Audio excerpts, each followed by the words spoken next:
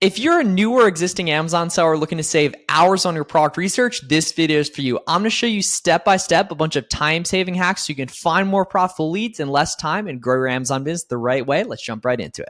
All right, guys, so we're here inside my Google Chrome browser, and the first time-saving hack is actually just a money-saving and just a better sourcing decisions hack as well, too, and that's going to be making sure your SellerAmp settings are correct here. So to start off, guys, we're just going to go to SellerAmp.com and then go to settings up here, and there's a couple important parts of actually setting up your SellerAmp settings the right way, and the first step, guys, is going to be making sure your inbound FBA shipping right here is at 80 cents a pound or even like 70 cents a pound or something like that. And then eventually, after you make a couple shipments, you know what yours tends to be right here, but it's typically going to average out to that. And over time, you can even get it down substantially as you pack your boxes more and more tight together right there as well. The cool thing about putting in this inbound FBA shipping estimate in SellerAmp right here is then it automatically calculates it within the SellerAmp calculator, so you don't need to worry about adding in shipping manually or anything like that. And that's the beautiful thing is the SellerAmp calculator you guys see shows you shipping, fees, sales tax, you put in the buy cost, literally shows the profit after all of that,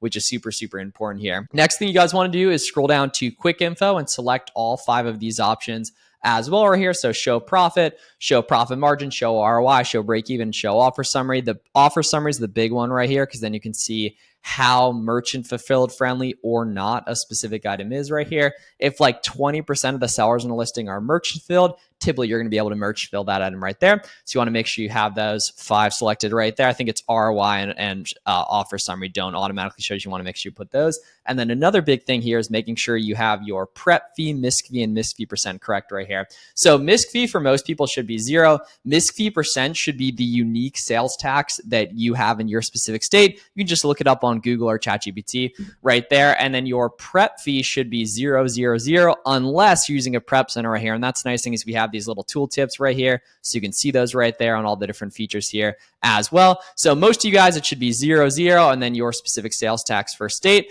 This is a really good way to estimate it. If you want it perfect, what you actually want to do is put in 0.00 right here, and then just go ahead and manually add it in right there. So say you live in Texas, 8.25%. So you want to do it either way right there. So you can either do it the easy way, which is a pretty accurate estimate that's not 100% accurate, where you put it in here and then you don't add it in the buy cost here. A lot of people accidentally do it twice. Or you can put in 000 here, and then you do manually add it in right here as well. So it'll literally just be $10. Say we bought this for $10 and we want to add in right there because most states do have sales tax. If you live in New Hampshire, Delaware, Oregon, Montana, you're actually lucky and you have no sales tax on anything. And then it's a really good idea to ask ChatGPT if you don't have any sales tax in your state on specific products. Lots of states like Texas, Florida, Pennsylvania, Minnesota, certain categories of products are sales tax free. A lot of people miss those as well. So make sure either you put it in the back end or you manually add it in each time, but you can't do both. A lot of people accidentally can't count sales tax twice and it ends up costing them a bunch of time because they end up finding a lot less profitable items than they should, even though certain items they're finding are actually profitable right there.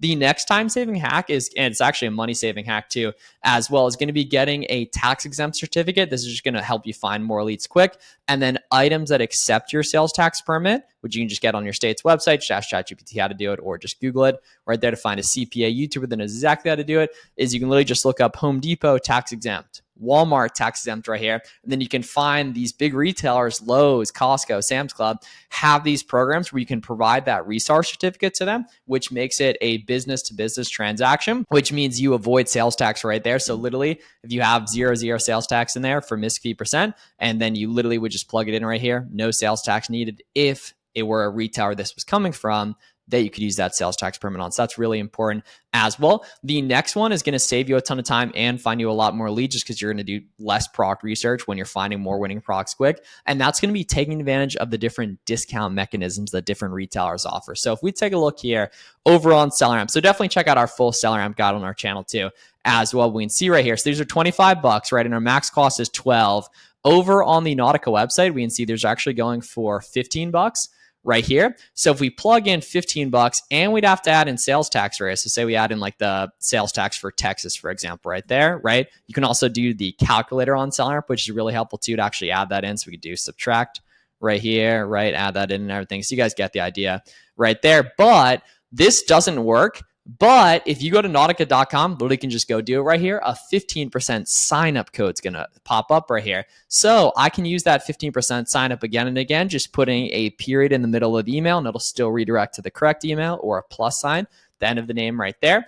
Or you can set up what's called a catch-all email, which is a really, really good tip too. Just ask ChatGPT how to do it, or just Google like Namecheap catch-all email store. Just catch ALL, all one word right there. And then we can take off that 15% here.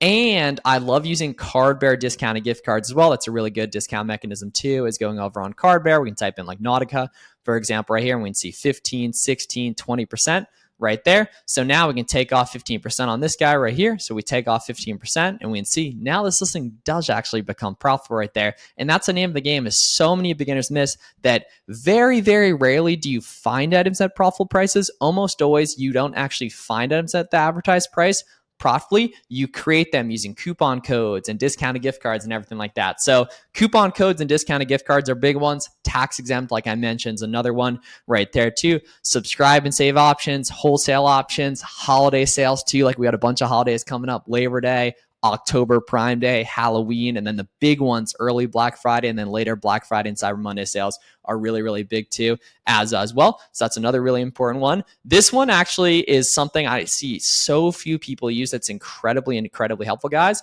All the time, you're going to come across leads that are almost good, but they're not quite there, but historically they've been good, or that they're nice and profitable, they're just out of stock. And so many beginners just scroll past those instead of cataloging those in SellerAmp spreadsheets, which are really easy to set up just on SellerAmp.com. If you go to Google Sheets, right, they're super easy to set up. We do have a full setup tutorial on our channel too as well.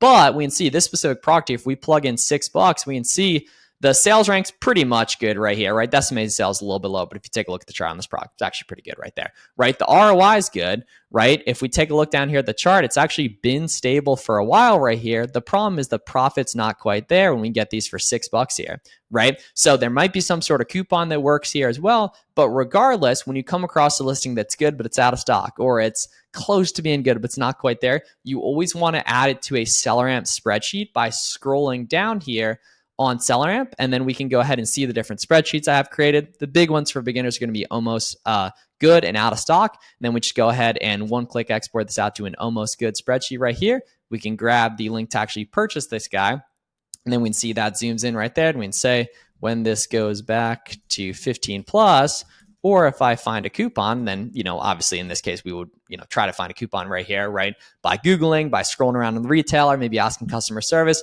It's also a good idea to be active in our SellerAmp Facebook group. You can see, hey, does anyone know any discounts for tactical gear, right? You can just, look on Reddit or ask ChatGPT right there. And those are going to be really good tips too, but way too few people are taking advantage of the SellerAmp Google Sheets right there, which is really helpful too. And then the last one is just understanding the nuance of the suspected IP warning, as well as the private label alerts of the suspected private label on SellerAmp. These don't automatically mean you should avoid them. But what you do need to do is take a look at a couple products in the brand when you see IP, when you see private label, and then take a look down here at the chart and see for IP complaints if there's any big random steep drop in sellers that would indicate an IP complaint on a couple listings in the brand. You also want to be active in the community, talking to other folks here. But for the most part, when you see a product that brand that tons of people are carrying in their storefront, they're probably not IP complaining here.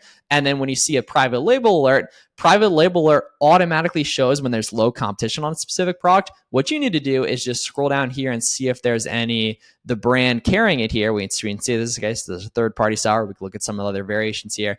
I think it automatically shows with like -3 sellers or less than 3 sellers on a specific product right there. So don't automatically avoid IP and private label listings right here. Tons of people lose tons of money by avoiding those. So I hope this video was helpful, guys. If you have any questions about these time-saving hacks, make sure to let us know down below in the comments. If you haven't yet gotten 2 weeks free of SellerAmp, make sure to do that on our website, SellerAmp.com. Thanks so much for watching, guys. See you guys in the next one. Thanks a lot.